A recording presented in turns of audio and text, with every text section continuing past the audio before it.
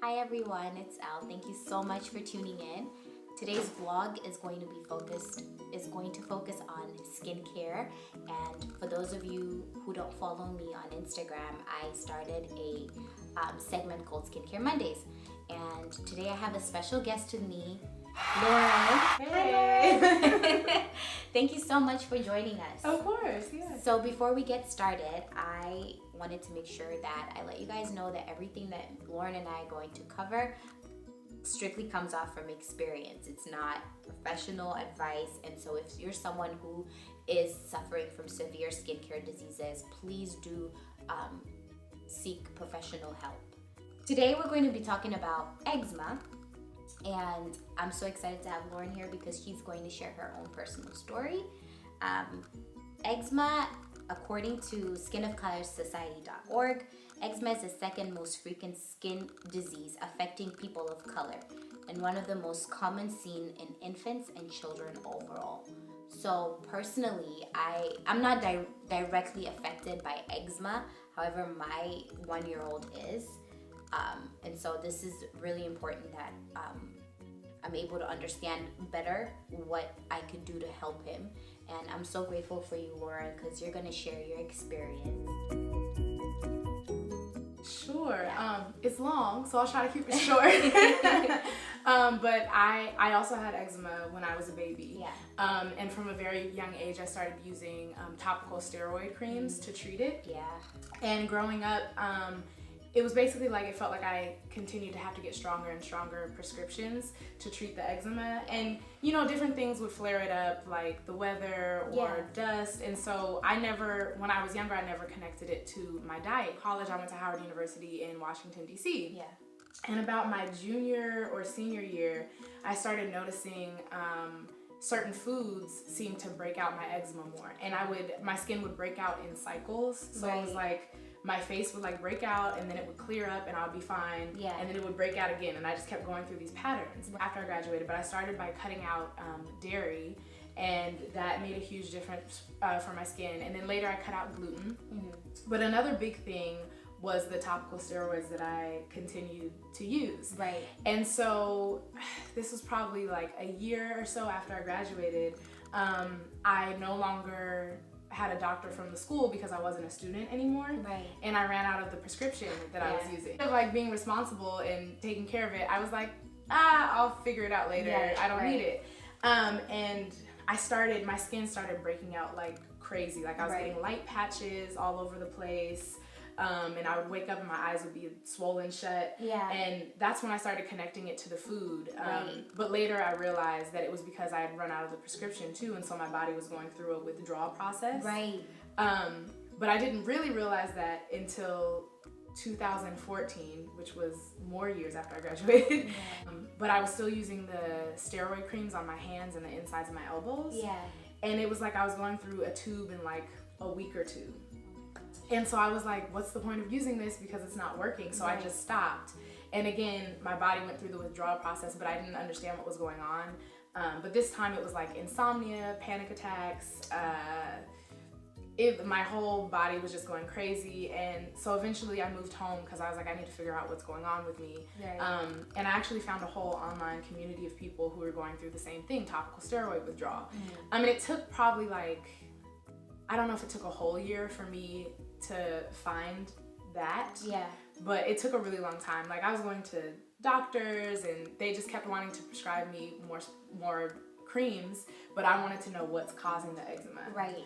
And I went to like naturopaths, nutritionists. I was going to everybody. But really it was just me continuing to research that helped me figure out what was going on. Mm-hmm.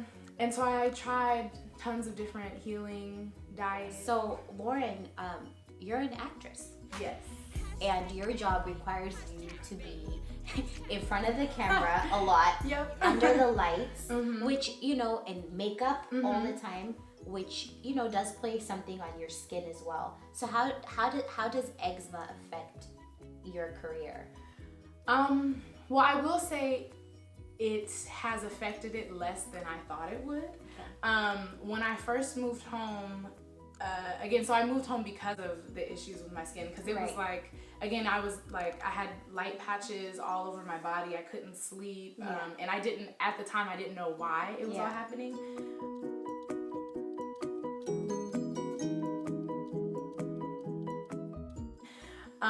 And so when I moved home, I had no intention of performing. I was like, I just need to get healthy and like figure out what's going on. I don't want to be in front of people. Like, eczema really affects your self-esteem.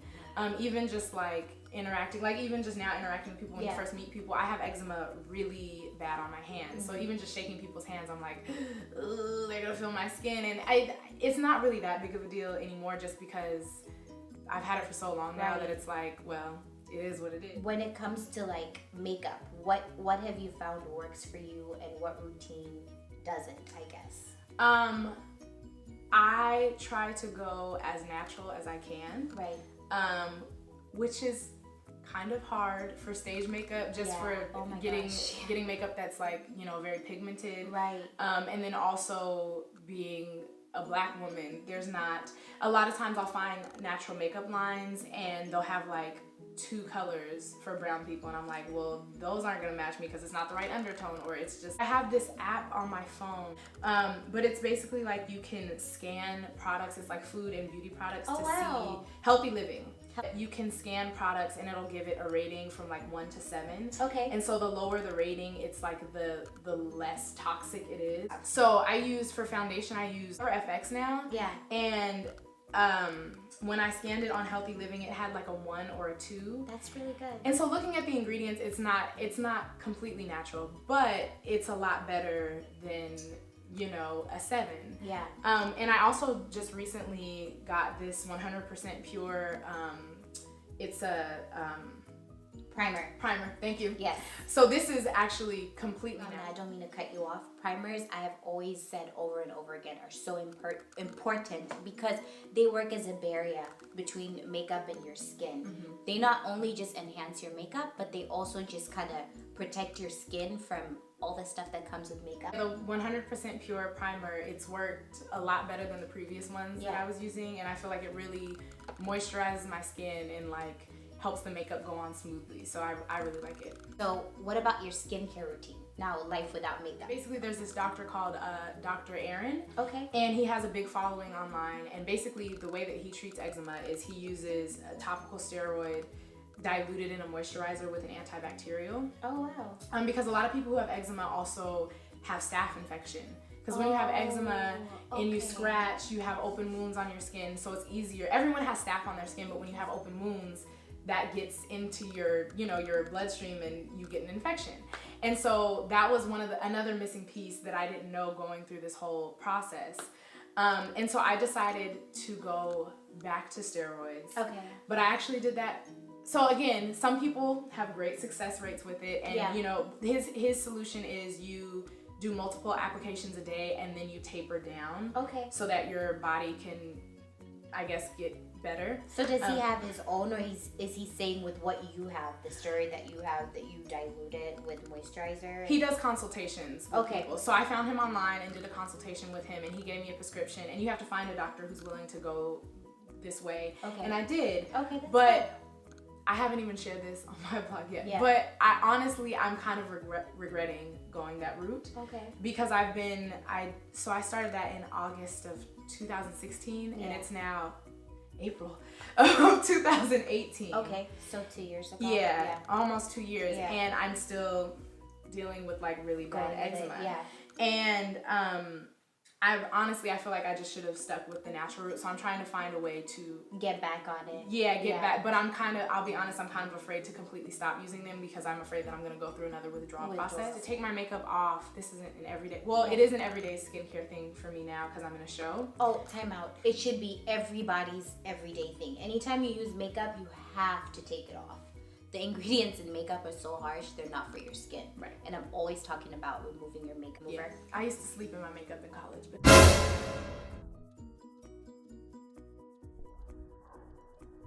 not anymore.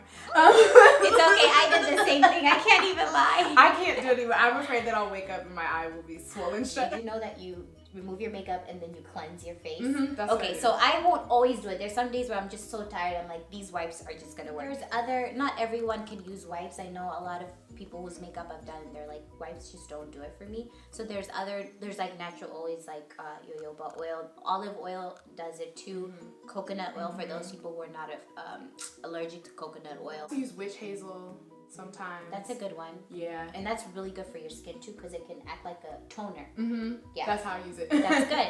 Every like week or every 2 weeks, I try to do a face mask. Yeah. So I use... That's what I was going to ask you too. Like, what do you do to remove dead skin? Because we all have dead skin. We all shed. And so it's important to do things like exfoliating or like a mask skin. This is bentonite clay, but it's, I guess, the Redmond clay brand. Okay. But I use this and I mix it with apple cider vinegar. Great ingredient. That's a really good one. What advice would you give someone who is encountering eczema or has skincare issues?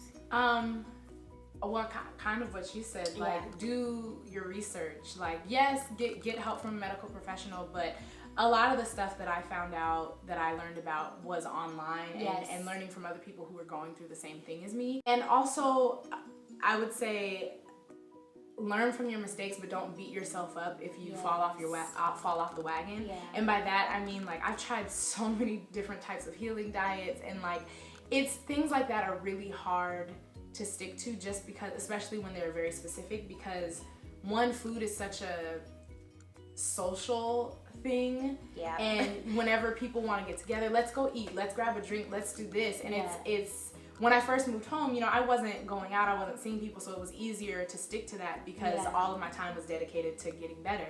But now that I'm working again, and especially like in the theater and film world, it's like people want to go out after shows and get a drink, and one thing that I've learned is I should not ever drink anything because it's horrible for my skin. And also just stick to what I know is good for me, even if it's tempting to, like, you know, eat some food that someone brought to the theater, because people are always bringing food to the theater. I'm better off not doing it. So discipline. Discipline. And plan ahead. I brought my cookbook. So I found her on Instagram. Oh, nice. And she has this awesome cookbook because she's an alkaline vegan. Okay. And she but I don't know if you guys know about Dr. Sebi. He was the doctor that like Left Eye. He was incredible. Yes. Oh my and so gosh. she follows his basically his food guide. Okay. And in her book she talks about I think she had fibroids. Oh wow. And it was like a really like big health issue in her life, and she completely changed her diet and switched to an alkaline vegan diet, and it completely healed her from everything that she was going through. Wow. And so I've been slowly transitioning to this. And she also has a 30-day guide on her website that I was gonna purchase. Nice. It gives you like a food list. It basically just like hands everything to you, like, here, this is like what you need to stick to it. To do. And so finally I'm just like, okay, that's what I need to do, because nothing else is working, so it has to be diet. I recently just went to Hawaii, and before I went, I researched, and I found places that I knew that I could eat, and I always find, like, wherever I go, I find where's the natural food store, like where's the Whole Foods, or like who wants to cook on vacation. But if you need to, like, find those places so that you know that you'll have food that you can eat, and then find the restaurants, because there's tons of, like, if you're a vegan, there's tons of vegan restaurants or like raw food restaurants. So I found the places that I could go ahead of time. And even just going out to eat, like with friends, you can call the restaurant ahead of time and be like, hey, I have these allergies. Like, can you prepare this on the menu but with this substitution or something? So if anything, I'm just wanting whoever's dealing with any skincare diseases to just not feel discouraged. I like that, Lauren, you found a way to still pursue your passion. Because to hear you say that you didn't even want to do theater anymore, something that you guys need to check out her page, okay? You need to meet Carmen with the K. What about support system? Yes. Does that help out a lot? Oh, yeah. And also just being open about it through my blog and online. Yeah. I've learned that there are so many people going through the same thing as me, or who aren't necessarily going through the same thing, but appreciate me being open about it because it's helped them with something that they're going through. Yeah. So a lot of times I think, we isolate ourselves when something's going on that we're not happy with. Yeah. But when we just are open about it and honest about it, we realize that, you know, everyone's going through something. Everybody's going through something, and we all have a story to tell. If anything, you just learn from each other. Right. A makeup artist, I've definitely had clients who have very delicate skin, and they ask, okay, Elle, what would you suggest? Definitely all natural products are great. But some people are like, no, those don't work for me. So from my personal experiences, I've found products such as like Cetaphil are amazing. And this one is Eczema Calming Body Moisturizer, and I've been using this on my kid. I've never used that. Yeah. I've used Cetaphil, but never like specifically an eczema one. Well, that's another thing. Just targeting products that are, you know, there for certain things. So like if it's acne products. Eczema, I'm using this one for my kid, and we're still trying to figure it out because it's a journey. Yep. But so just finding products that are catered for sensitive skin, I always say. Thank you so much. I hope that this video was helpful. If you have any more comments or questions for me and Lauren, please check in on my Instagram at ElleMissBelle or Just do _pre. yeah, we'll add them all on the it's gonna be something.